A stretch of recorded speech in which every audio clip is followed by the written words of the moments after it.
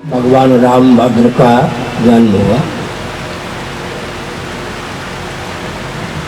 अब स्वयं को और अपने वंश को धन्य मानते हुए सूर्य भगवान इतने प्रमदित हो गए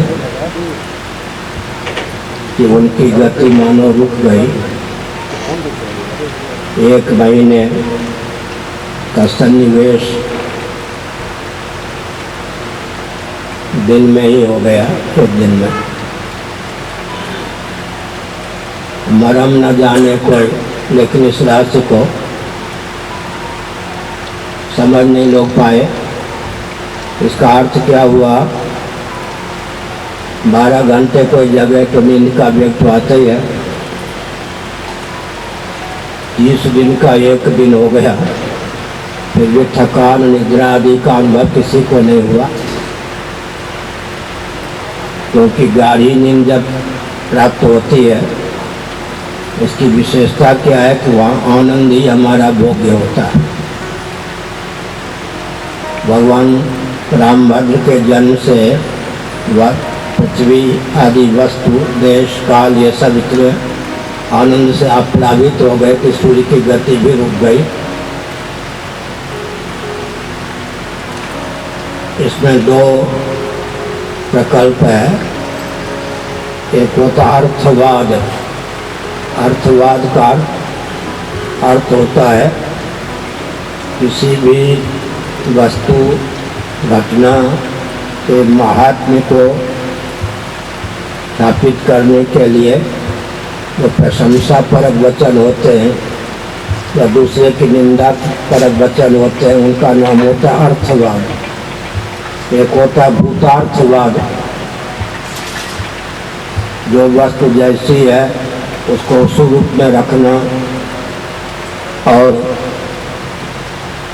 जैसे भयम द्वितीयाभिनिवेशत स्यात् द्वितीयाद्वैत भयम भवति, जो द्वैत का वर्णन करता है उसे भय होता है, भूतार्थवाद है। यहाँ पर तो तुलसीदास जी ने कह दिया कि मरम न जाना कोई, तो मान के चलना चाहिए कि इतना आह्लाद प्राप्त हुआ कि थकान का भी अनुभव नहीं हुआ। लोग समझ भी नहीं पाए कि 1 महीने का 1 दिन हो गया। रथ के सहित सूर्य थक गए, एक है। दूसरी ओर ज्योतिष के अनुसार यह है कि राहुग्रस्त दिवाकर हो, सूर्य हो या चंद्रमा हो, फिर भी उनकी गति में अवरोध राहु भी नहीं डाल पाते। 2 प्रकार के वचन हो गए। ग्रहण के समय में भी सूर्य चंद्र की गति को राहु स्तंभित करने में समर्थ नहीं, लेकिन यहाँ सूर्य की गति स्तंभित हो गई। आनंद जब व्यक्ति के जीवन में होता है तो गति स्तंभित हो जाती है। कभी कभी मन स्तंभित हो जाता है, वाणी स्तंभित हो जाती है। तो मन ही स्तंभित हो गया तो वाणी भी स्तंभित हो जाती है, फिर शरीर भी स्तंभित हो जाता है। आनंद का इतना उद्रेक हुआ कि गिने चुने व्यक्ति जो दिव्यदर्शी थे, मरम न जाना कोई, तो तुलसीदास जी ने कैसे जान लिया? अत्यंत प्रबुद्ध दिव्यदर्शी महान भावों के अतिरिक्त उस रहस्य को सामान्य व्यक्ति नहीं जान पाए। यह तुलसीदास ने लिखा है यहाँ पर भूतार्थवाद की दृष्टि से यह प्रशंसा है या भगवान रामभद्र के प्राकट्य की स्तुति में इसका तात्पर्य है, इस पर विचार करने की आवश्यकता है। ऐसा संभव है, असंभव नहीं। तो सूर्य चंद्र आदि का अध्ययन 2 ढंग से होता है। इनको प्रकाश पुंज मानकर, पृथ्वी जल तेज का संघात मानकर, वायु समुद्दीप्त मानकर एक ग्रहों का वर्णन होता है, वो भी शास्त्रों में है, वायु पुराण इत्यादि में। एक अधिदैव की दृष्टि से ये सब चेतन होते हैं। सूर्य आधुनिक वैज्ञानिकों की दृष्टि में चेतन नहीं होंगे, हम लोगों की दृष्टि में भगवान सूर्य चेतन भी हैं, उनका वंश भी चलता है। चंद्रमा आधुनिक वैज्ञानिकों की दृष्टि में चेतन नहीं है, लेकिन उनका वंश चलता है। श्री कृष्ण भगवान का जन्म चंद्रवंश में हुआ, भगवान रामभद्र का जन्म सूर्य वंश में हुआ। अग्नि आधुनिक वैज्ञानिकों की दृष्टि में जड़ है, लेकिन हमारे यहाँ अग्नि वंश भी चलता है। अधिदैव की दृष्टि से यह वर्णन है। ठीक है, आगे पूछिए। गुरु जी, मेरा नाम रगान वाजपेयी है, मैं कानपुर से आया हूँ। 2017 में आप कानपुर आए थे, तब से आपके साथ जुड़ा मानसिक तौर पर, और YouTube के माध्यम से जितने भी आपके लेक्चर्स होते हैं उनको मैं सुनता हूँ। बहुत अच्छा। और एक प्रश्न ये है कि आजकल के आधुनिक समाज में, परिवेश में मेरा जो ऑब्जर्वेशन है कि हर व्यक्ति को मनोवैज्ञानिक रूप से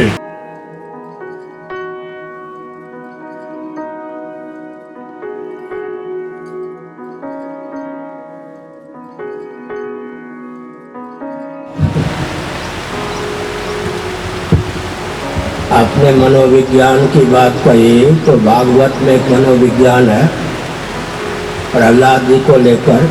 कृष्ण ग्रह ग्रहित आत्मा, एक नवग्रह होते हैं और एक आजकल मनोवैज्ञानिक भी ग्रह है, वो 10वां ग्रह और 11वें ग्रह का वर्णन किया। कृष्ण ग्रह ग्रहित आत्मा, श्री प्रहलाद जी को कृष्ण रूपी, भगवान से कृष्ण रूपी ग्रह ने ग्रस लिया।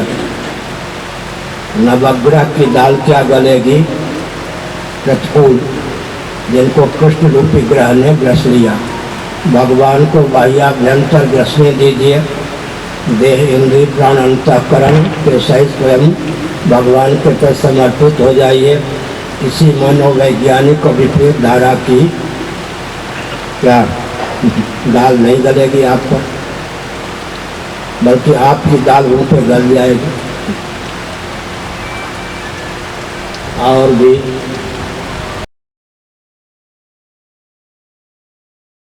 भौतिकवादी है, जिसमें महाराज जी मानसिक कहीं पर भी संतुष्टि नहीं मिलती है, और इस शिक्षा को हम अपने स्तर से, क्योंकि जो वर्तमान के जो हमारे शासन में लोग बैठे हुए हैं, वो महाराज जी इस पर कोई ध्यान भी नहीं देते हैं, और हम कैसे इसकी शुरुआत कर सकते हैं?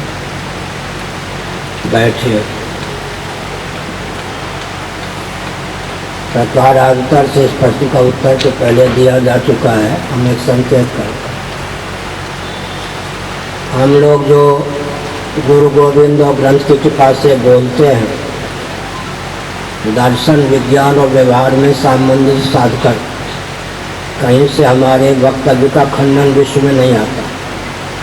पूरे विश्व में कहीं से भी हमारे वक्तव्य का खंडन क्यों नहीं होता? दर्शन विज्ञान व्यवहार में सामंजस्य साधकर बोलते हैं। इसका अर्थ क्या हुआ? तत्व पक्षपातो ही स्वभावो धियाम, जीव का स्वभाव, जीव की बुद्धि का स्वभाव सत्य का पक्षधर होना है। अगर हम सत्य को दर्शन विज्ञान व्यवहार में सामंजस्य साधकर बोलें या लिखें, तो फिर उसका प्रभाव पड़ता है। जब बौद्धिक स्तर समाज का बढ़ जाता है, तो जानाति इच्छाति करोति, इच्छा शक्ति में भी दिव्यता आती है, कर्म में भी दिव्यता आ जाती है। स्वस्थ क्रांति के लिए आवश्यक है कि विश्व स्तर पर दर्शन विज्ञान व्यवहार में सामंजस्य साधकर सनातन सिद्धांत के स्वरूप को ख्यापित किया जाए।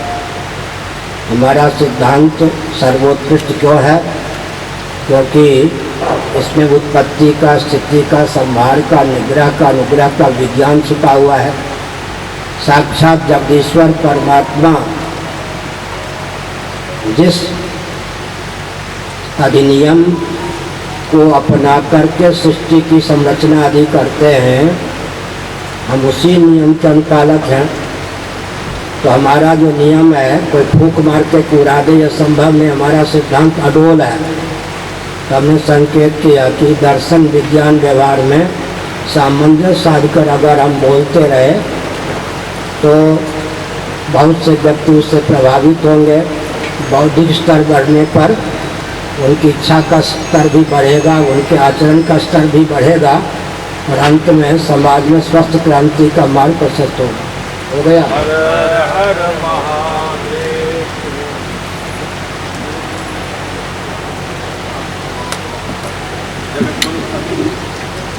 जगत